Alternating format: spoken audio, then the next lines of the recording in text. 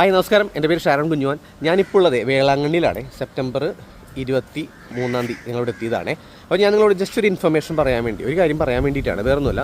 നമ്മൾ വേളാങ്കണ്ണിയിൽ വരുമ്പോൾ അല്ലെങ്കിൽ പുറത്തോ തമിഴ്നാട്ടിലോ എവിടെയെങ്കിലും പോകുമ്പോൾ സമയത്ത് നമ്മൾ പുറത്ത് കൂടുതൽ ഫുഡ് കഴിക്കുന്നവരാണ് കൂടുതലും അല്ലേ. പിന്നെ വേളാങ്കണ്ണിയിൽ മലയാളികൾ കൂടുതൽ വരുന്ന സ്ഥലവും കൂടിയാണ്, തീർത്ഥാടന കേന്ദ്രമാണല്ലോ.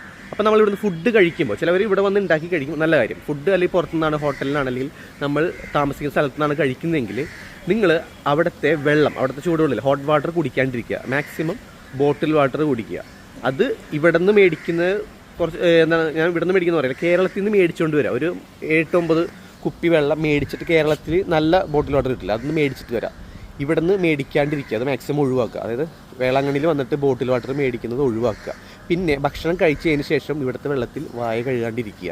എന്ന് വെച്ചാൽ ഇവിടെ ഇപ്പോഴത്തെ ഒരു ക്ലൈമറ്റ്, പിന്നെ അതനുസരിച്ച് കുറച്ച് ബാക്ടീരിയകളും കാര്യങ്ങളും പടരുന്നതോടൊപ്പം തന്നെ പല സ്ഥലങ്ങളിൽ വൃത്തി കുറവുള്ള